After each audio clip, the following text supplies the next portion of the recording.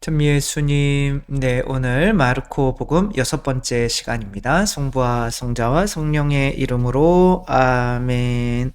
오늘 마르코 복음 또 함께 해 보도록 하겠습니다. 오늘 그래 하기 전에 또 뭐 지금까지 한번 이렇게 살펴보면 대부분은 마르코 복음 예수님이 정체가 도대체 누구이신가를 알아볼 수 있도록 이렇게 썼다고 이렇게 이야기하는데, 물론 맞는 이야기죠. 그러나 마르코 복음도 역시 예수님을 믿어야만 구원받는 거기 때문에 어떻게 믿을 수 있는가에 초점을 맞춰서 보는 게 더 낫다. 예수님이 우리가 하느님인 건 다 알잖아요. 근데 그렇게 하느님인 거를 어떻게 믿을 수 있는지를 찾아가야 내가 예수님을 그 복음에 따라서 이렇게 믿어지게 되는 거죠. 마르코 복음은 그래서 처음에 예수님을 선포했던 세례자 요한의 이야기부터 나오고 있죠. 그리고 마르코가 믿어야 되는 이 복음이라고 하는 것은 우리가 그리스도처럼 하느님의 자녀가 성령으로 새로 태어나서 하느님의 자녀가 된다는 이 사실인 거죠. 근데 하느님의 자녀가 누가 그 복음을 받아들이는가, 본인이 그 하느님의 자녀가 될 필요가 있다고 느끼는 이들, 본인들이 죄인임을 깨닫고 변화하려는 이 마테오 세관장 마테오와 같은 이런 사람인 거죠. 그리고 이 복음을 어떻게 받아들일 것인가?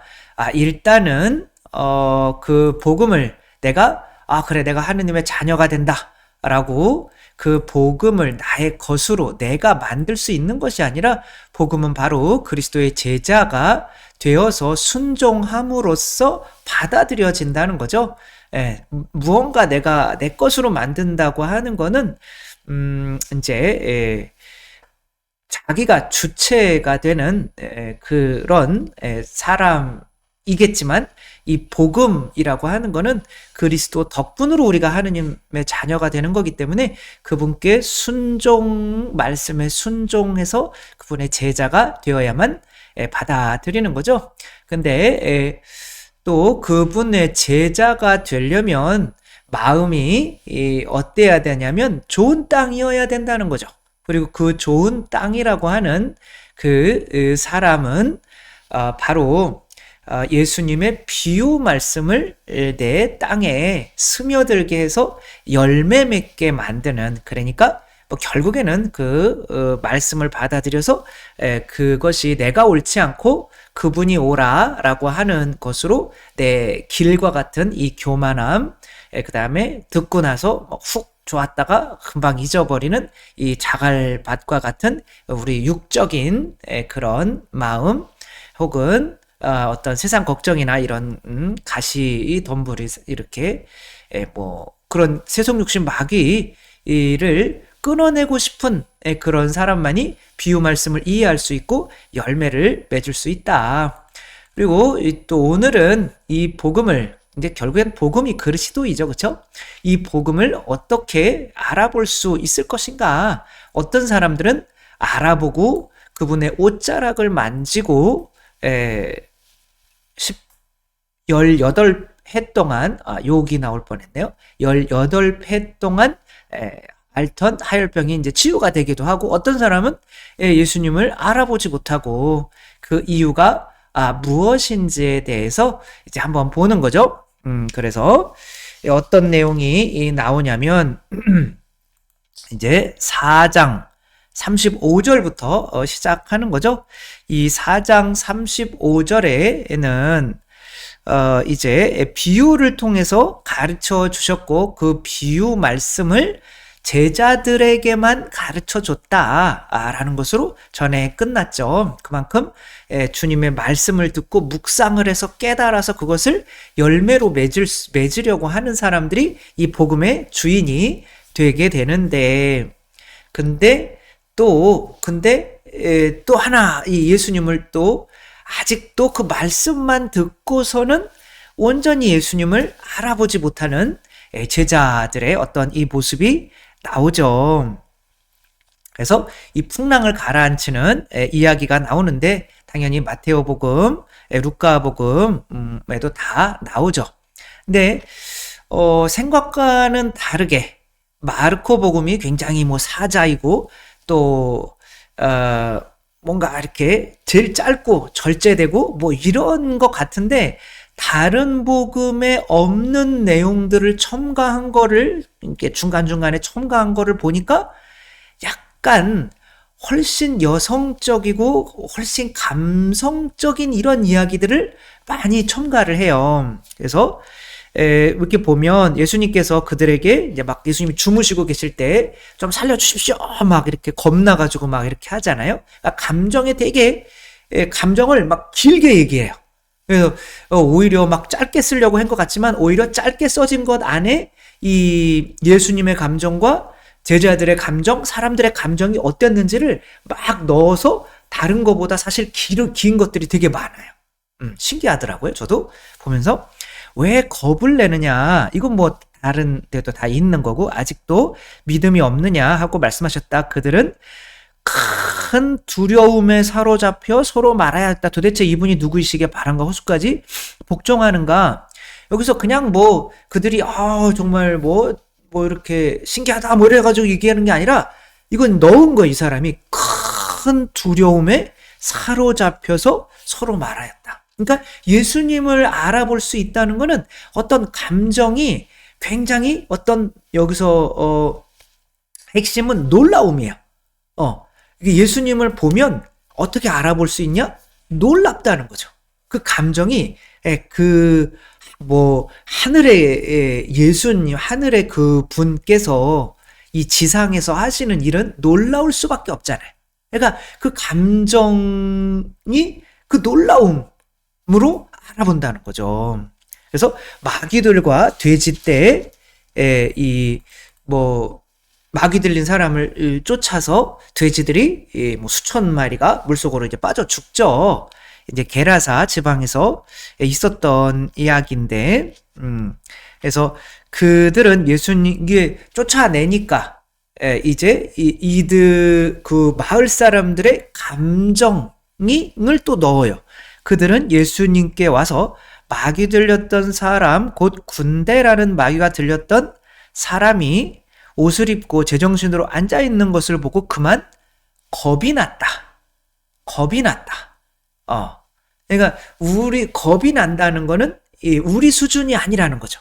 근데 그 감정 때문에 어떤 사람은 정말 이분이 누구이실까라고 예수님을 받아들이는, 그 감정 때문에 받아들이는 사람이 있는가 하면 그 감정 때문에 이게 우리 재산을 다 이렇게 만들어 정말 겁나는 인간이네. 우리 좀 여기서 좀 떠나 주십시오. 그러니까 이 감정을 어떻게 받아들이느냐에 따라서 복음을 받아들이고 안 받아들이고의 차이가 난다는 거죠. 그래서 이제 이 사람이 이제 그러면 저는 당신을 따르겠습니다라고 하니까 예수님께서 나 따르지 말고 네가 복음을 전해라고 하는데, 이 마귀 들던 사람이 복음을 전하고 있는 것을 보니까 마지막 절에 몇 절이죠? 여기에 20절에 이렇게 나와요. 그러자 사람들이 모두 놀랐다. 다른 복음들에 다 있는데 이런 감정 이야기는 안 나와요. 그러니까 오히려 마르코 복음을 다른 루카 복음이나 마테오 복음이 베꼈다라고 하면 오히려 마르코 이런 감정적인 이런 것들이 거기에서 다 빼버렸다고 볼 수가 있는 거죠. 그러나 저는 그렇게 안 보는 거죠. 오히려 단순하게 쓰여진 것을 마르코 복음이 자기의 의도대로 필요한 것만 갖다 쓰고 거기에서 본인이 이야기하고 싶은 것들을 첨가한 거죠. 그러니까 오히려 다른 복음보다 어떤 에피소드들은 훨씬 감정적인 어떤 그런 걸 표현하다 보니까 길어지고 있더라, 이런 거죠. 그래서 꼭 짧은 게 먼저 쓰여진 거다? 그건 아니라는 거죠. 저도 그 코덱스를 많이 신학교에서 만들었는데 제 거는 막 너무 길어요. 근데 사람들이 다 제 걸 봐요. 그런데 각자가 다 자기들 나름대로 그것을 짧게 답안지에 쓰더라, 이런 거죠. 저만 길게 쓰는 거죠. 그러니까 아무튼 무언가를 보고 다른 사람이 짧게 쓸 수도 있는 거니까 길고 짧은 거로 먼저 쓰여졌다라고 하는 것은 조금 안 맞는 것 같고, 저는 마테오복음 순서대로 먼저 쓰여진 순서대로 마테오복음, 마르코복음, 루카복음, 요한복음 식으로 먼저 쓰여진 대로 이 복음을 정할 때 그렇게 순서가 정해진 거라고 생각을 하는 거죠. 그다음에 어떤 에피소드가 나오냐면 이제 야이로의 딸을 살리는 이야기가 나와요. 뭐 놀라운 이야기죠. 뭐 폭풍도 가라앉히고 마귀도 쫓아내서 그것들을 이제 돼지 안으로 들어가게 만들고, 이런 어떤 자세한 해석은 뭐 다른 복음에도 다 있는 거니까 저는 이 마르코 복음이 이것을 통해서 이야기하려고 하는 마르코 복음만의 신학이 무엇인지 이제 그거에 관심이 있는 거죠. 그래서 이제 이것도 다 똑같이 나오는 거죠. 야이로의 딸을 고치려고 하는데 중간에 18회 동안 하혈병을 앓던 여자가 이렇게 옷자락을 만져서 고쳐지고 치유되고 하는 이야기들이 이렇게 나오죠. 그때 소녀가 이제 막 사람들이 비웃죠. 근데 예수님께서 소녀를 이렇게 세웠어요. 그랬더니 또 다른 복음에는 없는 거를 첨가했어요. 근데 그 첨가하는 것들이 다 감정에 대한 이야기예요. 그래서 이렇게 보면 42절에 보면, 그러자 소녀가 곧바로 일어서서 걸어 다녔다. 소녀의 나이는 12살이었다. 사람들은 몹시 놀라 넋을 잃었다. 사람들이 막 몹시 놀라 넋을 잃었대요. 그러니까 그분을 만나면 놀랍지 않을 수가 없다. 그런 얘기를 하려고 하는 거예요. 이렇게 놀라운데 너희들은 왜 안 믿냐? 어떤 사람들은 그 놀라움이 나를 겁나게 만들어서, 왜? 내가 그분을 믿어버리면 이 세상 것들에 집착을 할 수가 없잖아요. 이미 그분은 죽음을 넘어서는 존재로 우리를 만들기 때문에 더 이상 뭐 돈을 좋아할 필요도 없고, 명예나 내 자식이 뭐 잘 되건 못 되건 그것은 그래도 그런 거 중요하긴 하지만 그런 거에 휘둘리지 않는다는 거죠. 그런 존재가 되는 거를 두려워하는 거예요. 이분을 믿어버리면. 그러니까 그분은 놀라움인데 그거를 두려움, 이 세상 것을 잃는 두려움으로 넘겨버리면 이 게라사의 그런 개라는 게 아니라 아무튼 그런 사람들처럼 예수님을 밀쳐낼 수도 있는 거고, 분명히 놀라움이 있다는 거죠, 우리 안에. 그러나 그것을 못 알아본다는 거죠. 그 못 알아보는 이유는 이 세상 것을 좋아하기 때문에, 이 세상의 존재에 머물고 싶기 때문에, 하늘의 존재가 물 위를 걷는 존재가 되기를 원치 않기 때문에 그런다는 거죠. 따라서 이제는 뭐가 나오냐면 이제 나자렛에서 이 예수님을 받아들이지 않는 이야기가 나와요. 근데 예수님이 나자렛 사람들에게 놀랍지 않았냐? 놀랍다는 거죠. 그래서 많은 이가 그 예수님이 하시는 말씀을 듣고는 놀라서, 항상 놀라서 이런 얘기가 나와요. 진짜예요. 한번 찾아보세요. 2절, 6장 2절. 많은 이가 듣고서 놀라서 이렇게 말하였다. 저 사람이 어디서 저 모든 것을 얻었을까? 그런데 이 사람들이 근데 우리는 저 사람 알잖아. 근데 지금까지 우리 동네 아이로 여겼던 사람이 메시아로, 왕으로 오시니까 짜증이 나요, 안 나요? 그러니까 자기들의 권리를 잃고 싶지 않은 거죠. 이 교만인 거죠. 그러니까 그 교만이 그 놀라움을 찍어 누르고 이제 두려움으로 되는 거죠. 저 사람이 메시아면 우리가 저 사람한테 지금까지 한 게 뭐가 되고, 이거 안 되겠다. 그리고 이 박해받는 사람을 우리 동네 사람으로 여기면은 우리가 다 피해를 보니까 돌을 들어서 쳐야 되는 거죠, 예수님을. 그래서 뒤에 또 다른 데에서는 아무도 쓰지 않는 이런 말을 해요. 5절 보면 그리하여 예수님께서는 그곳에서 몇몇 병자에게 손을 얹어서 병을 고쳐 주시는 것밖에는 아무런 기적도 일으키실 수가 없었다. 이것도 이제 여기 마르코 복음에만 나오는 거, 다른 복음에 다 이런 얘기가 나오지만, 그리고 그들이 믿지 않는 것에 놀라셨다. 이런 감정적인 표현들을 굳이 써놔요. 예수님도 놀라시는 거예요. 그러니까 아마도 마르코라고 하는 사람은 어떤 예수님이 일으키는 어떤 이런 기적이나 이런 것들을 보고 많이 놀랐던 것 같아요. 근데 그 옷을 막 잡았을 때 빨개벗고 도망가잖아요. 그 겟세마니 동산에서. 그게 뭐 마르코가라는 확신은 없지만 많은 사람들이 또 마르코일 가능성이 많다라고 하니까, 그리고 마르코는 그런 놀라움이 있었지만 그 놀라움이 저 산맥을 넘어가는 그 고통을, 그거는 그 두려움이잖아요.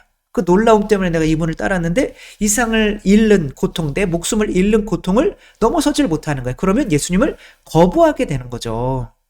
그러니까 그 예수님을 보는 그 놀라움이 우리가 이 세상에 있는 모든 그런 고통들을, 두려움을 넘어설 수 있는 놀라움으로 우리가 만들어야 그분을 알아볼 수가 있게 된다는 거죠. 스스로 눈을 가린다는 거죠. 예수님만이 아니라 예수님께서 파견하시는 이 사람들, 그래서 12제자를 이제 6장 7절부터 보면 이제 이제 제자들을 파견하시죠. 그런데 제자들에게도 어떤 놀라운 능력들을 주시죠. 12제자를 부르시어 더러운 영들에 대한 권한을 주시고, 또 뭐 지팡이 외에는 아무것도 지니지 말고 뭐 어디서나 집에 들어가거든 그 집에 머물러라. 뭐 이런 내용은 다 다른 복음에도 나오는 거죠. 공간 복음에도. 근데 또 굉장히 뭐랄까 그 뻥을 친다는 건 아니지만 뻥을 치는 건 아니죠. 부풀리는 거 있잖아요. 그렇죠? 그래서 13절 보면 그리고 마귀를 쫓아내고 병자들에게 기름을 부어 병을 고쳐주었다. 다른 복음은 이렇게 나오거든요. 근데 이 마르코 복음에서는 이렇게 나와요. 그리고 많은 마귀를 쫓아내고 많은 병자에게 기름을 부어 병을 고쳐주었다. 그냥 많은이라는 거를 2번이나 반복해요. 그 전에도 다른 복음과 비교할 때 다른 복음에서는 뭐 어디에서 복음을 전했다 그런데 이제 여기에서는 그 제자들은 온 세상으로 가서 복음을 전했다. 이렇게 약간 좀 부풀리는, 그래서 야 이거 조금 감정의 어떤 그런 거를 표현하는 거를 좋아하는 사람이구나, 마르코가 이제 그런 걸 알 수가 있죠. 근데 이제 드디어 헤로데가 이제 예수님의 소식을 전해 듣게 돼요. 근데 헤로데도 이러한 소문을 듣고 내가 목을 벤 그 요한이 되살아났구나 하고 말하여. 다른 데서는 근데 여기서는 이렇게 딱 따옴표를 이렇게 해가지고 느낌표를 해가지고 내가 목을 벤 그 요한이 되살아났구나라고 이렇게 이야기를 하는 거죠. 그러면 이제 요한의 이제 죽음을 이야기하는데 이것도 다른 복음보다 훨씬 길어요. 왜냐하면 거기 안에 감정적인 요소들을 막 넣어요. 스토리에서 감정이 빠지면 안 되잖아요.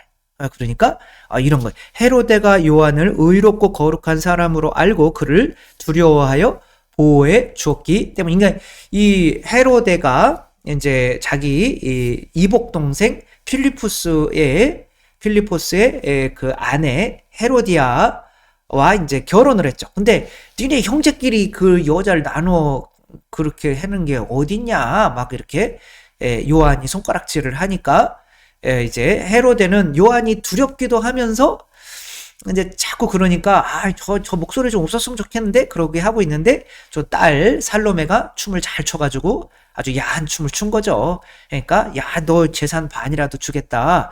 네 소원이 뭐냐? 그랬더니 엄마한테 갔더니 야 그 요한 목 좀 따와라. 그러니까 요한의 목을 좀 잘랐으면 좋겠습니다. 그러니까 요한이 이제 그렇게 순교하게 되는 거죠.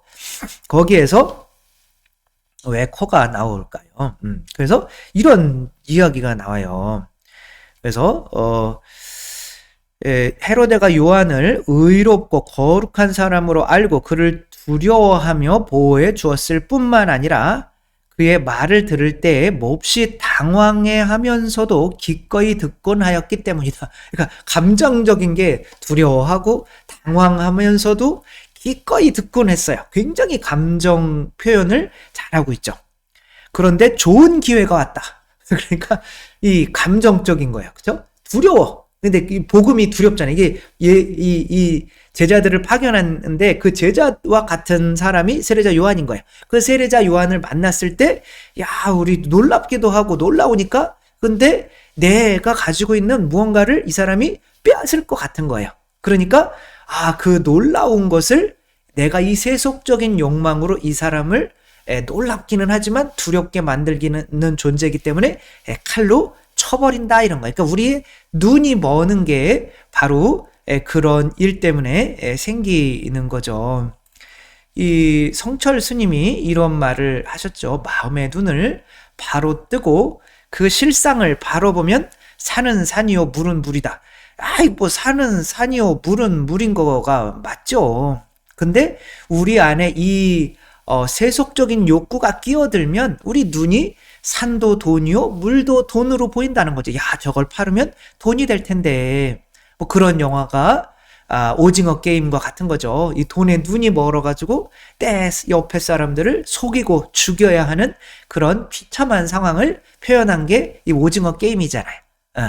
근데 류시와 시인이 이런 글을 썼어요. 어두운 데서 사람은 비로소 보이기 시작한다 라고 하면서 이 코기족의 이 안데스 산맥에 올라와서 이제 그들을 만난 거죠. 굉장히 1500m 이상 되는 곳에 사는, 고산지대에 사는 이런 코기족, 이 사람들이 진짜 코기족인데, 이 사람들에게는 문화가 하나가 있다는 거예요. 바로 어떤 사제로 만드는 그 사제가 탄생을 하면 그 사제가 이제 날짜를 이렇게 해서 얘는 이제 사제가 될 아이다.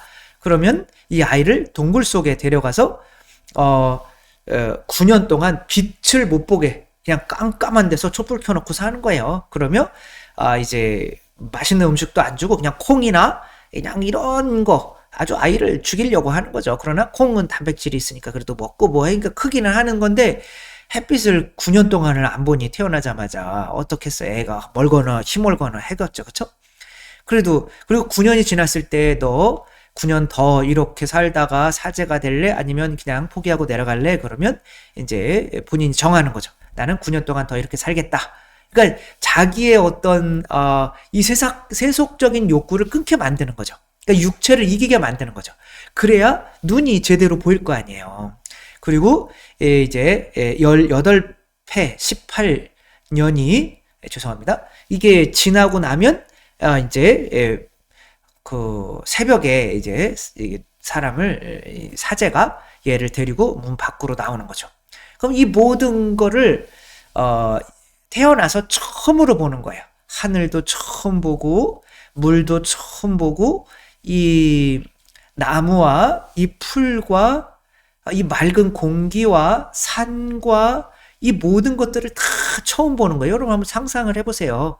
18년 만에, 태어난 지 18년 만에 아무것도 못 보고 있다가 눈을 딱, 그리고 해가 뜰 때 그럼 이 해가 이렇게 딱 떠오르는 거 보면은 그게 이제 이쪽 신이 알루나라고 하는데, 야, 이 자연 전체가 신이구나, 알루나가 나에게 주신 선물이구나, 라고 하면서 거기에다 절을 하게 된다는 거예요. 그러니까 우리가 눈이 먼 이유는 이 자연을 보면서 아구스티누스 성인은 어떻게 저런 자연들이 저절로 생겨날 수가 있냐? 어떻게 내 영혼이 내가 저절로 있을 수가 있냐? 말도 안 되는 거다. 그러면 이 세상을 보면, 자연을 보면 하느님이 계시다는 것을 믿지 않을 수가 없다는 건데, 왜 우리들은 그 세상을 보면서도 하느님을 만나지 못할까요? 왜? 내가 내 안에 있는 세속육신 마귀에 찌들어서 눈이 멀어버린 거죠.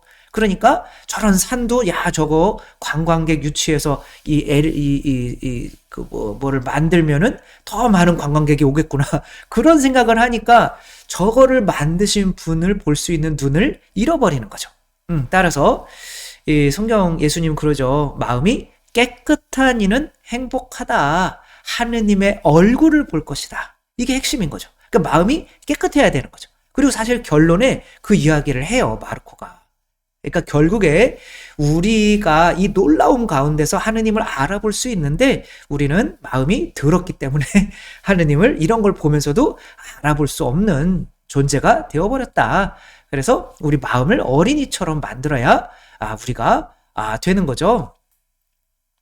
그래서 한번 다시 이 복음 말씀으로 가보자면, 그래서 이 헤로데가 이렇게 춤을 열심히 춰가지고 와, 잘 췄다 뭐 그러면 이렇게 얘기해요. 근데 그렇게 목을 좀 주십시오 라고 했더니 이것도 헤로데의 감정도 여기 넣은 거예요. 26절에 보면 임금은 몹시 괴로웠지만, 뭐 감정이 몹시 괴로웠어요. 그런 척하는 그게 그냥 기회를 노린 거죠. 목을 치려고. 몹시 괴로웠지만 맹세까지 하였고 또 손님들 앞이라 그의 청을 물리치고 싶지 않았기 때문에, 자, 이게 장님이 되어가는 과정인 거예요. 이 세상을 내가 더 좋아하기 때문에 그 놀라움 가운데에서도 내가 놀라움을 목을 치는 존재가 될 수밖에 없는 거죠. 여기에 이제 이 그림이 다 이렇게 한꺼번에 이렇게 나와 있는 거죠. 그쵸? 그렇게 해서 이 결국에 복음을 놀라워요. 복음은 다 누구나가 놀랍고 그래요. 그러나 이 세상에 속해 있는 자들은 눈이 멀어서 그 놀라움을 이 내 세상 것을 잃을까봐 그냥 복음의 목을 칼로 치는 사람들인 거죠. 근데 어떤 사람들은 그 복음의 그 놀라움에 순종하기 위해서, 근데 그 순종하려면 어떻게 해야 돼요? 이 세상 것들을 다 버려야만 하는 거죠. 나를 따라라. 너희를 사람 낚는 어부로 만들겠다. 그러니까 자기가 가지고 있는 배와 아버지와 가족과 이런 거를 다 버리고 가잖아요. 그 둘 중에 하나라는 거죠. 분명히 놀랍기는 한데 그것을, 그 놀라움을 어떻게 대처하느냐는 내가 이 세상의 존재가 될 건지 천상의 존재가 될 건지 내가 결정하는 거다. 어떤 그런 이야기를 하고 있는 거죠. 그 다음에 이제 5,000명을 먹이시는 기적 이야기를 이제 하죠. 5,000명을 먹이시는 기적 이야기를 하면서 그들이 가엾은 마음이 드셨다. 이건 뭐 다른 복음에도 나와요. 그래서 그들이 목자 없는 양들 같았기 때문이다. 그 가엾은 마음이 어떤 것인지 이해할 수 있도록 이걸 덧붙였어요. 그들이 목자 없는 양들 같았기 때문이다. 이것은 다른 복음에는 안 나와요. 그러니까 감정을 굉장히 감정적으로 이 복음을 받아들일 수 있게 쓴 거죠. 저도 이렇게 보면서 이게 마르코 복음이었단 말이야? 이렇게 깜짝 놀랐어요. 마르코 복음은 왜 조금 뭔가 좀 딱딱하고 좀 그냥 딱 필요한 것만 쓰고 굉장히 막 남성적이고 이성적이고 그럴 줄 알았는데 오히려 더 감성적이더라고요. 보니까 신기하더라고요. 그래서 하늘을 우러러 찬미를 드리신 다음에 이걸 떼어 나누어 주셨죠. 그 다음에 이제 어떤 이야기가 나오냐면 이게 굉장히 놀라움이잖아요. 근데 그 놀라움 가운데에서 이제 예수님이 나타나시는 거죠. 물 위를 걸어서 제자들에게 오시는 거죠. 여기서 뭐 베드로가 물 위를 걷고 뭐 이런 거는 당연히 무슨 복음일까요? 마테오 복음인 거죠. 마테오는 교회의 복음이기 때문에 교회의 어떤 제자들을 파견하는 내용이나 그런 게 훨씬 길어요. 그리고 뭐 베드로가 물 위를 걷고 이런 것들이 마테오 복음에만 나오는 거죠. 같은 내용이지만 그런 차이가 있는 거죠. 각자가 주장하고 싶은 것들을 이제 그래서 필요 없는 것들은 빼버리고 이렇게 하는 거죠.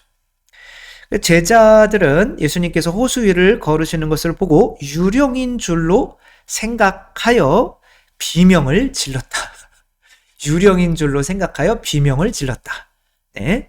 모두 그분을 보고 겁에 질렸던 것이다. 뭐 이렇게 이들의 감정을 자세하게 표현하는 복음은 없어요. 막 놀라가지고 비명 지르고 막 이렇게 하고 그분을 보고 겁에 질렸던 것이다. 그걸 또 2번이나 나타내고 하는데 오늘의 핵심이 나오죠. 이렇게 결론을 내고 있어요. 52절 보면 6장 52절 보면 그들은 빵의 기적을 깨닫지 그들은 너무 놀라 넋을 잃었다. 그러니까 예수님이 이제 배에 타니까 바람이 이렇게 멎었어요. 이제 그들은 너무 놀라 넋을 잃었다. 이런 표현 너무 좀 과장된 감정을 굉장히 과장되게 표현을 하고 있어요. 그들은 빵의 기적을 깨닫지 못하고 오히려 마음이 완고해졌던 것이다. 그러니까 그런 빵의 기적의 이런 놀라움 속에서 이분이 하느님이시기 때문에 물 위도 걸을 수 있는 분이라는 거를 우리가 받아들일 수 있어야 되잖아요. 근데 그 놀라움 가운데 이들이 마음이 완고해져서 이 세상에 다시 속하게 된 거죠. 그렇기 때문에 이 세상에 속한 이 제자들조차도 물 위로 지금 걸을 수 있는 용기도 없는 거예요. 그러니까 사실 물 위로 걸을 수 있는 용기는 뭐 저도 없는데, 그래도 이제 그런 어떤 마음의 완고함, 이게 세상에 속하는 거죠. 우리가 세상에 속한 존재인데 어떻게 감히 우리가 저분이 어떻게 우리 안에 들어올 수가 있고, 저분이 어떻게 우리를 사랑하실 수가 있고, 막 이런 게 겸손한 척 하는 거죠. 우리가 하늘의 존재인데, 그쵸? 그렇게 해서 받아들이지를 못하게 된다. 어차피 무언가를 새로 받아들인다는 것은 내가 새로운 존재가 될 수 있다는 것을 믿어야 되잖아요. 그분이 우리를 사랑하셔서 우리가 그분처럼 물 위를 걸을 수 있는 존재가 된다. 근데 다른 사람들은 감히 우리가 어떻게, 이게 마음이 완고해진 거예요. 우리는 세상적인 존재인데, 이 세상에 속한 존재인데, 돈 좋아하는 거 당연하고, 다른 사람이 나 험담하는 거 싫고, 죽음을 두려워하는 거 당연한데, 감히 우리가 어떻게 감히, 놀랍기는 한데 그분을 받아들이질 않는 거죠. 그 놀라움 가운데에서 우리도 하느님이 인간이 되신 이유는 인간을 하느님으로 만들기 위해서 됐다. 근데 이게 거북하단 말이에요, 듣기가. 왜냐하면 내가 하느님이 되면 이 세상 것들을 버려야 되기 때문에, 생명까지도 이렇게 뭐 죽음도 두려워하지 않아야 되기 때문에. 근데 나는 지금 이 세상에서 뭐 대통령이 되고 싶고 돈을 많이 벌고 싶어요. 그러면 이제 우리가 겸손이라는 이유로 이거 놀랍기는 한데 거기까지만 해주세요 라고 하며 예수님을 안 받아들이게 된다는 거죠. 이 아이가 인간이 되려면, 더 커지려면 이전에 네 발로 걷고 막 아무데나 그냥 낙서하고 막 옷 더럽히고 그냥 그렇게 살고 싶어요. 근데 그것을 벗어나야 하는 거잖아요. 그쵸? 그러니까 이전의 세상 것을 버리려고 하는 마음이 없으면은 그런 새로운 놀라운 복음을 받아들일 수 없는 거죠. 이 옥사나 말라야도 이렇게 내가 개인 줄 알고 개로 이렇게 살고 있는데, 인간이 되려면 내가 개로 사는 이런 습성이나 이런 것들은 이 세상 것들은 잊어야죠. 그 세상에 하던 것들은, 그죠? 버려야 되는데, 마음이 완고하다라고 하는 거는 결국에는 내가 이 세상 것들을 지키고 싶은 거예요. 헤로데는 자기의 명예와 돈과 쾌락을 지키고 싶은 거죠. 그리고 나자렛 사람들은 자기의 이런 교만, 그 다음에 아까 돼지들, 자기 2,000마리나 손해보게 한 그분 놀랍기는 하지만 나에게 손해를 끼치는 저분은 받아들일 수 없어. 이렇게 되는 거죠. 우리가 세상을 떠날, 결국에는 이 사람들이 사제가 되는 거는 어떻게 되는 거예요? 내가 18년 동안 이 세상 것들을 끊고 내가 이 세상이랑 상관없는 존재, 내가 아무것도 아닌 존재였구나 라는 거를 그렇게 겸손해졌을 때 이 모든 것들이 저절로 오는 게 아니구나 라고 눈이 어린이와 같이 돼서 이 모든 것들 안에서 하느님을 볼 수 있는 존재가 된다는 거죠. 누구예요? 이 바오로 사도도, 그쵸? 자기가 얼마나 교만하고 했어요. 다 하느님을 위해서 산다고 생각했지만 실제로는 장님이었던 거죠. 예수님을 받아들이지 못했던 거죠. 자기가 아무 존재도 아니고 이 세상 것들에 대해서 내가 이 세상에서 죽은 존재가, 그래서 나는 죽었습니다. 이 세상에서 죽은 존재가 될 때에야 비로소 그 놀라움 안에서 복음을 받아들일 수 있는 거죠. 그 대표적인 어떤 모범이 바로 마리아 막달레나인 거죠. 마리아 막달레나는 죽은 존재란 말이야. 무덤에서 머무르는 존재란 말이야. 무덤에 뭐가 있겠어요? 아무것도 없어요. 나를 묻는 거예요. 물론 예수님이 묻히는 곳이었지만 나를 이 무덤에 이 세상과 상관없는 존재로 만들었을 때 천사 둘을 만나는 이 놀라움, 그리고 그 천사 다음에 예수님을 참 복음을 받아들이는 만나는 그런 것을 경험하게 되는 거죠. 이게 하느님 나라인 거죠. 예. 그러니까 뭐 저도 마찬가지인 거죠. 저도 기도를 해서 정말 한 사람도 말로써 만족시키지 못하는 존재였잖아요. 근데 어떤 기도를 통해서 뭔가를 이렇게 받아들이고 사람들에게 이렇게 이야기를 할 때 정말 5천 명을 먹이는 기적처럼 이렇게 많은 뭐 송체조배는 지금 60만 명이 보고 유튜브에 올린 거, 이거는 뭐 제가 6,500명 앞에서 지금 강의를 하고 있는 거예요. 6,500명. 생각해 보세요, 여러분.